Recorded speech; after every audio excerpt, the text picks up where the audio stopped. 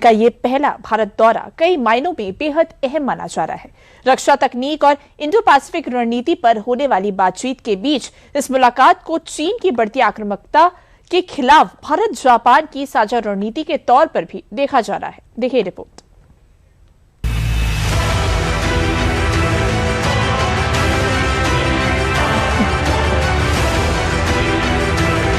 Japan की PM के कदम हिंदुस्तान में पड़ चुके हैं। प्रधानमंत्री का भारत दौरा केवल औपचारिक दौरा नहीं है, ये चीन के लिए एक बड़ा रणनीतिक संकेत माना जा रहा है। बता दें कि भारत और जापान दुनिया के दो बड़े लोकतांत्रिक देश हैं, जो वैश्विक मंच पर एक साथ मिलकर काम करने के लिए पूरी तरह तैयार दिख रहे हैं। दरअसल जापान के प्रधानमंत्री सनाए तकाइची 16वें भारत जापान शिखर सम्मेलन में भाग लेने के लिए भारत की 3 दिवसीय यात्रा पर है। इस बार का ये दौरा इसलिए भी बेहद खास है क्योंकि सनाए तकाइची को चीन के लिए आक्रामक रुख रखने वाली प्रधानमंत्री माना जाता है। वहीं चीन के साथ बढ़ते क्षेत्रीय तनाव के बीच जापान की आयरन लेडी का ये भारत दौरा बीजिंग के आक्रामक इरादे को रोकने और क्षेत्र में शक्ति संतुलन बनाने की दिशा में एक बेहद निर्णायक कदम साबित हो सकता है। जापानी पीएम तकाइची 1 से 3 जुलाई 2026 तक भारत की 3 दिवसीय यात्रा पर रहेंगी। पद संभालने के बाद ये उनकी भारत की पहली आधिकारिक यात्रा होगी। उन्होंने ताइवान की आजादी की रक्षा करने की बात कही है, जिसके बाद चीन उन्हें युद्ध तक के लिए ललकार चुका है। पीएम तकाइची के आने के बाद जापान और चीन के संबंध काफी खराब हो चुके हैं। टोक्यो काफी तेजी से अपनी सैन्य क्षमता बढ़ा रहा है। जापान ने चीन से लगने वाले अपने तटीय इलाकों में लंबी दूरी तक मार करने वाली मिसाइलें तैनात की हैं।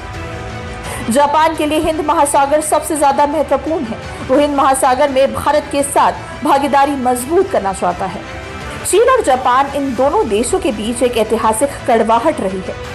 ऐसे में अंतर्राष्ट्रीय राजनीति में दुश्मन का दुश्मन दोस्त होता है वाली पुरानी कहावत अब जियोपॉलिटिक्स के स्तर पर बिल्कुल सच साबित होती दिख रही है। चीन की आक्रामक नीति और लगातार चल रही विस्तारवादी कोशिशों को करारा जवाब देने के तौर पर मजबूत कदम साबित हो सकता जापान की पीएम का ये दौरा। रक्षा क्षेत्र, साइबर सुरक्षा, एआई और तकनीक पर जोर दिया जाएगा। पीएम इस यात्रा के दौरान वे प्रधानमंत्री मोदी के साथ भारत जापान शिखर बैठक करेंगी। दोनों देशों के बीच आर्थिक सुरक्षा, ऊर्जा निवेश और इनोवेशन के क्षेत्रों में सहयोग को आगे बढ़ाया जाएगा। जापान भारतीय प्रतिभाओं के साथ मिलकर संयुक्त अनुसंधान करना चाहता है। टेक्नोलॉजी, डिफेंस और एनर्जी सिक्योरिटी जैसे अहम क्षेत्रों में करीब 10 बड़े समझौतों पर मुहर लग सकती है।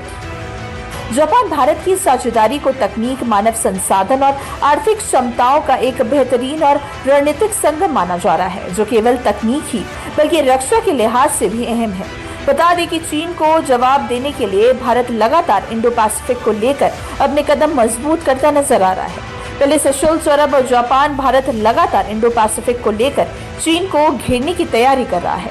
दरअसल चीन हिंद प्रशांत क्षेत्र में अपनी विस्तारवादी नीति को अपना रहा है। चीन की उस रणनीति को पहले समझ लेते हैं। कंबोडिया का रीन नेवल बेस दक्षिण चीन सागर और मलाक्का जलडमरू मध्य के पास चीनी नौसेना को सीधा एक्सेस देता है।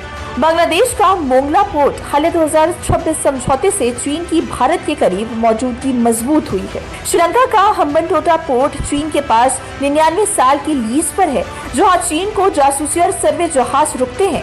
वहीं पाकिस्तान का बॉर्डर पोर्ट सीपीईसी अरब सागर में चीनी युद्धपोतों को लॉजिस्टिक्स और बेस की सुविधा देता है। म्यांमार का क्वांग कम्प्यू पोर्ट बंगाल की खाड़ी में चीन का सीधा एंट्री पॉइंट, जो भारत के अंडमान और निकोबार द्वीप समूह के बेहद करीब है। साउथ चाइना सी, ताइवान की घेराबंदी, जापान और सेनकाकू द्वीप जापान की सीमाओं के पास long range strategic bomber mission और घुसपैठ मालदीव में रिसर्च के बहाने जासूसी, मालदीव और श्रीलंका के समुद्र में गहरे पानी के रास्ते का नक्शा बनाने के लिए चीनी निगरानी जहाजों की आक्रामक तैनाती।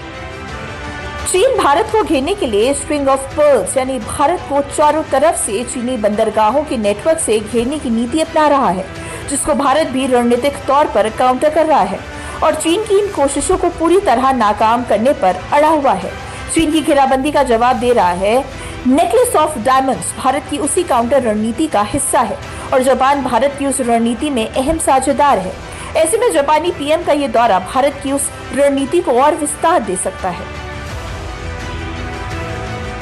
भारत चीन की घेराबंदी का जवाब नेकलेस ऑफ डायमंड से दे रहा है, जिसके चलते चाबहार ईरान में पाकिस्तान के ग्वादर पोर्ट का सीधा काउंटर है। दुकम ओमान अरब सागर में भारतीय नौसेना का मुख्य लॉजिस्टिक्स बेस है। सबजोंग इंडोनेशिया मलाक्का जलडमरू मध्य चीन का मुख्य समुद्री रास्ता है, जिस पर भारत सीधी नजर है। इसी के साथ पगालेना मॉरिशस हिंद महासागर में भारत का नया मिलिट्री रनवे और जासूसी बेस बनाया है। भारत लगातार आक्रामक कूटनीति को हथियार बनाकर चीन को जवाब दे रहा है, जिसमें क्वाड गठबंधन एक अहम भूमिका निभा रहा है और भारत, अमेरिका, जापान, ऑस्ट्रेलिया मिलकर चीन को रोक रहे हैं।